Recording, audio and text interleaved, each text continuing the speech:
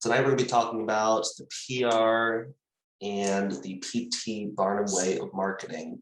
My name is Tyler York. I'm the CEO of York Business Solutions. We are a digital marketing agency located here in Cleveland, Ohio.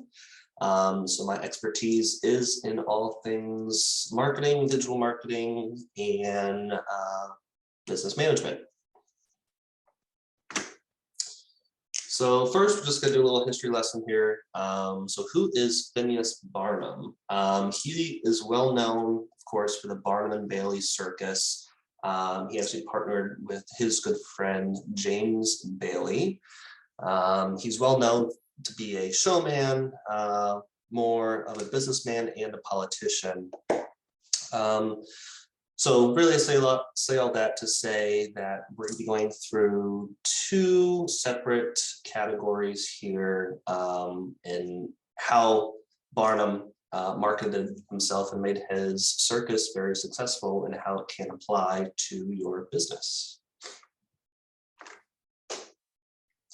So of course, marketing has existed well before Barnum's time, but Barnum really set the stage, no pun intended, of an era that really didn't do things traditionally. So Barnum went above and beyond, thought outside the box, really got people's attention, which would, again, apply to any business nowadays. So the following four advertising or promotion methods on the next couple of slides is what we see today and what really brought Barnum into the spotlight. So the Pseudo-Event. So it's really known as media events. They're really orchestrated for the purpose of generating publicity and just general public attention. He really brought them into prominence for his freak shows. So we all know, Ripley's Believe It or Not. That was another spinoff of Barnum's freak shows. So he brought in, the bearded lady, the small people, people with missing eyes, you name it, really brought people's attentions to his events because no one has ever seen or heard of this event before. He gave them very, very little detail so that the people had to show up at his circus to figure out what really was the freak show and, was it really real? So today we really see a variety of these type of events ranging from the press conferences, award shows, reality TV, and a whole bunch of other items too. So might say, well, how can this help my business? First, you really want to focus on creating meaningful marketing tactics to draw in attention that your competitors aren't maybe doing at this very moment.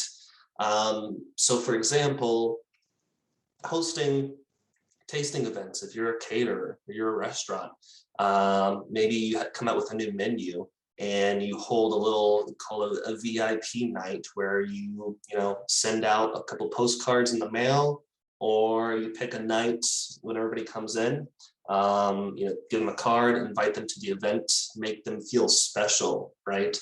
So something that a restaurant or a caterer might not do down the road, makes you stand out. Talk to your local chamber of commerce about setting up a ribbon cutting ceremony. I highly recommend doing this. If you have not already taken the initiative to have done this when you first went into business, it's a free promotion that the Chamber of Commerce does to promote your business. You just have to join the local chamber, which is, if you're a small business, it's a couple $100, well worth it. They invite the mayor. You're in the newspaper, you're on their website. Great way to really get your name out there. And again, it's going to move you up in the food chain against your competitors who might not be doing the same thing that you are, right? And obviously charitable activities, we see this, around nowadays is more popular than it was in the past, but really helps get your name out there and get yourself in the community is what it's all about. And start maybe a social media series on a topic of your business, right? If you're a salon, maybe you're coming out with a weekly product spotlight that you would like to talk about.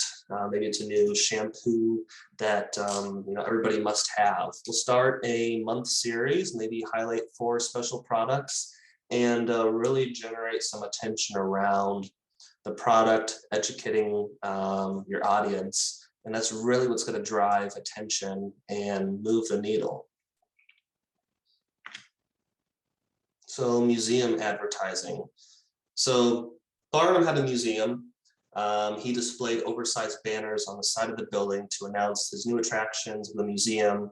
It was a tactic to basically draw attention, something that you still see at our museums around the globe. So how can this help my business, Tyler? Well, don't think of it literally. Think of it as small scale, right? No one owns a museum, at least I don't believe so on this call. So start small, right? Start with your social media presence. Make sure you're on all of the social media channels such as Facebook, Instagram, LinkedIn, YouTube, and Twitter. And really use those quote unquote banners or print advertisement and use it in a different media such as digital, right? They're all free to use, all free to sign up. You should be utilizing every single one. Some people ask, hey, Tyler, should I just be on Facebook or should I just be on Twitter? You really want to be on every single platform you possibly can, because every single audience that you're trying to target of your market could be on different platforms, right? And that's what comes down to your market segmentation. Understanding your customer, where do they live, right? If you are, again, I'm going to use the terminology of a analogy of a salon, and your clients are all the age above 50, I guarantee maybe most of them don't use Instagram, maybe most don't use Twitter, some probably use YouTube to look at videos, and probably some use Facebook, right? So utilizing those 2 platforms. But if you say, hey, Tyler, I'm a salon, my audience is only 50, years of age and older, but I'm trying to target a newer audience, but I'm only on Facebook and YouTube, maybe then you better start getting into the Twitter and Instagram page. LinkedIn, maybe not so much, but those other media channels would be great to start off. So it comes down to market research, right? Who are you trying to target? Is there a new market that you're trying to target that you haven't been able to reach? Maybe social media is a great way to start. So depending on your business, start promoting your business in your local coupon book. This is a traditional way of promoting your business, right? Old school way. But it still comes in, reality with print advertisement. Rule of thumb, it's always good to get brand recognition.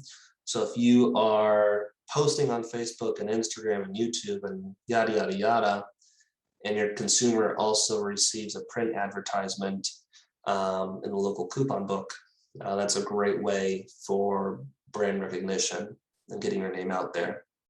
Some of these are more expensive, so depending on your marketing budget, it could really different dependent on your strategy.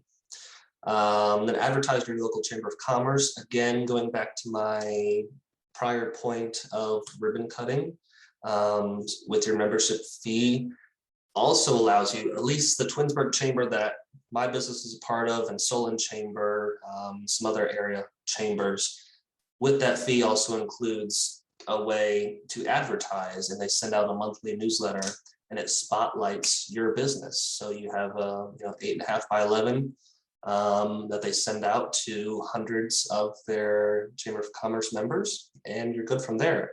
And a little insider note is that you do not have to be, your business doesn't have to be in a city that you would want to be a chamber member. So my business is in Twinsburg. I'm a member in the Solon Chamber, Fairlawn Chamber, and the Broadview Heights Chamber. So really get your name out there. concert promotion. I'm not going to bore you by reading this very long paragraph here. Long story short, Barnum brought over a very, very successful opera singer called, her name was Jenny, brought her over to America. Nobody knew who she was, what she did, but Barnum was able to create such a attraction around her and an awe that he sold out tickets 6 months prior to anybody knowing who she was, right? So his way of generating publicity is huge, huge, huge. So you might be asking, well, how in the world does that help my business? I'm not going to go get an opera singer across the pond. So again, don't think of this concept literally. Think of it as partnerships with other businesses in your area, right? Again, this is all speculative and dependent upon your business that you're currently in your market, but think about partnering with other small businesses in your area. So I really want you to get your gears turning and think about, partnerships. Maybe you know another small business owner that's a good friend of yours. Well, maybe, have coffee and maybe start a discussion about how you guys could help each other out, right? An example that I like to use is if you're a popcorn shop, but you have a friend that is a hair salon owner, or she's in the same building as you, or, she's 10 minutes down the road. Offer a discount coupon to give to all of their customers. Vice versa, that hair salon or pizza shop, wherever it may be, would then give you a promotion to hand out to all of your popcorn shop customers. So you're referring business to one another, which is crucial, right? A big thing with marketing is commonalities, right? So prospective customers have our gates up when we see advertisements on the web. We see, telemarketers trying to earn our business. Our guard is down by 50% if there's a commonality between someone trying to refer business to someone. So if I'm a popcorn shop customer and that popcorn shop refers me to go see, Jim's pizza shop down the road because he has really good pizza, my chances of going to buy pizza are going to increase over 50%. So just keep that in mind. Start to think of other areas that you could partner up with to earn business. Another example I like to use, I myself with my business, I have a partnership with a print supplier. She does mailers and basically, print media, coupon books, all that good stuff. And of course, we do the digital side of things. So we refer business to one another. So it could be within the same industry. So for instance, marketing, but there's many different segments within an industry. So really, really think about how you can expand that out. Vehicle advertising. So Barnum would send horse-drawn wagons through New York. Obviously, they were plastered with posters and advertisements to get people to come to his museum and his circus. So you're not going to rent a horse and carriage and run it through, downtown Youngstown. So how could this help your business, right? There's really more valuable ways of promoting our business versus print. So like I said prior, think of digital aspects, right? PPC, pay per click advertising. It's a great way to spread the word about your business, and they have a buyer's intent. So again, this is all dependent upon your budget. I would say a good budget to have for pay-per-click advertising is $500 minimum per month. I would also state, well, let's back up a little bit. Pay-per-click advertising is Google AdWords and Facebook AdWords. So I'm, those annoying little ads that pop up on Google when you search for, salons near me, pizza near me. It's the ad that pops up with their website, right? So pay-per-click advertising, specifically, I like to focus on Google because if I am a customer and I am searching for a specific keyword, dog groomers near me, pizza near me, salons near me. I am actively looking to spend money in the keyword that I just put in, right? Mechanic near me. I'm actively looking to find a mechanic to fix my car. The reason why your ad spend per month should be at least $500 is because Google is all about numbers and analytics. Think about this: if you have a budget of $20 versus a budget of $500, your $20 budget is like a 1-lane road versus your budget of $500 is like a 8-lane highway. The amount of traffic that you are able to generate, and Google can run its numbers and see, ooh, this is who is clicking on me the most. I need to show your website to these people who are clicking on me most. So your 1-lane little road for $20 a month is gonna maybe have, oh gosh, probably 5 people total a month, versus your 8-lane highway is going to have a pool of probably close to over 200 to 300 customers. So Google is very quickly able to determine the best ways to show your ad to your potential customer. So always keep that in mind. It's not about, obviously we look at ROI and things like that. And you can Google an ROI calculator for pay-per-click advertising. It is out there. It's a simple formula, but highly recommend pay-per-click advertising to get your name out there, dependent upon your budget you've set for yourself. Yeah, so that is PPC. The next section here is Barnum's first 4 rings of power.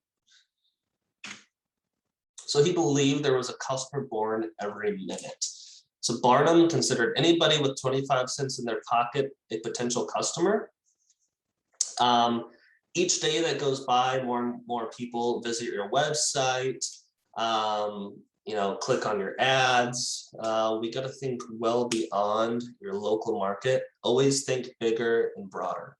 That's a rule of thumb. If you're online, your market is worldwide. Now, of course, that's an asterisk there, dependent upon your business and your market. Might not be the whole circumstance, but if you have an e-commerce site or you're able to sell your products online, there's no reason why you aren't able to open it up to maybe, the whole US. You don't have to be afraid about narrowing down your target market. Less can actually be more. If you remember recalling a couple slides back, I spoke about really understanding your target audience, doing research, creating buyer personas. I did a presentation a couple weeks back with SCORE for buyer personas. So feel free to check that out, because it's huge on how to segment your business, how to determine your buyers, and help you really narrow that down. But rule of thumb here, this main point that he's trying to drive home, there's so many customers out there. Everybody around you is a customer. So just think about how you can earn their business and how everybody buys things differently. He believed in using skyrockets. So Barnum was great at pushing the limits and drawing huge crowds and getting the media's attention. He would often do, public stunts to really drive attention. He would use, obviously, cannons. This example here is he would use elephants, dress them up, and have people ride them around town. So kind of the concept behind this slide here, is there something that you can do to stand out from the crowd? Something that you can do different, than your competitor? With every business trying to get customers' attention, you really need to distinguish yourself, make yourself different. Try to be passively unique. Don't be pushy into somebody's face, right? You want to be passively unique. I can relate this to some people's personalities, right? You can tell when someone's fake and when someone's genuine, right? That's just rule of thumb for marketing with your business as well. So really think about what could help you move your audience's center of attention. What could get their attention passively and not forcefully. Looks like we got 2 chats.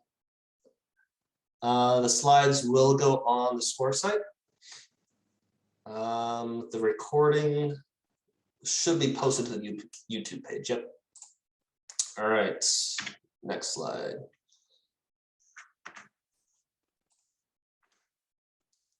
He believes in giving people more than their money's worth, right? Barnum traveled to the ends of the earth in order to find out what fascinated people.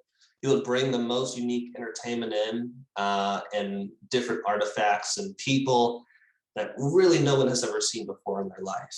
And that's what really drove the attraction towards Barnum's events. When someone said Barnum, people knew that they were going to get something that they haven't seen before, that drew their attention, that someone saw value in spending a couple hours of their time to go see. So the same analogy can be painted in regard to your event or your website. When someone shows up to your site that you're presenting, make sure it's high quality content on your website. Very few people come to your site and are disappointed when they actually search for something and they literally find it on your site, right? That's what's going to drive conversion from a, well-designed website to a prospective customer, quote, phone call, whatever your end goal might be. But providing value to your customer is really what's going to move the needle, right? In my prior topics I spoke about before, I always spoke about the value that people perceive of you, of your business. A website is the first stop when a prospective customer comes visits you, right? It's your storefront. How are you going to make your storefront different than the 15 other storefronts that are a 3-mile drive down the road, right? So that can be ways of adding video content. People are a visual learner nowadays. So having videos on your site are huge, big. Having blog posts, that's going to increase your keyword density, it's called. So how is Google going to rank your website against their competitor, right? Using SEO tactics. So keyword density, videos, the amount of content on your site, that's going to be huge. Google, that's a big rating factor for Google, is the amount of content.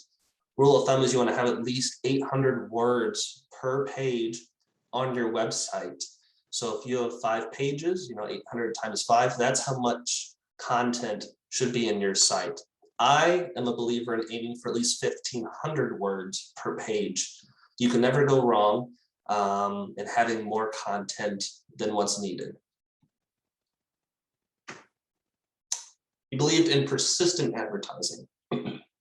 So his use of free and paid advertising ensured that his market message was delivered around the world, right? That's what we spoke about in our prior slides. So you need to actively get your message out there. Of course, referrals are a great source of business, and the return on that is great. But in order to harness the power of free advertising and getting your message out there, you need to have a combination of a strong website. So all of the information on the SEO stuff that I just said in the prior slide, the PPC, so paid pay-per-click advertising campaigns, a culmination of those really will help boost your business and get your message out there. And obviously I put this note on here, so don't forget about that positive word of mouth. It's still one of the best forms of advertising. That's the highest conversion rate out there. We go to Selling 101. Word of mouth beats out any other form of marketing out there. So driving your value for your business, people perceive you being, above the rest. It's really going to shine through, and it's going to be a great revenue generating form for you.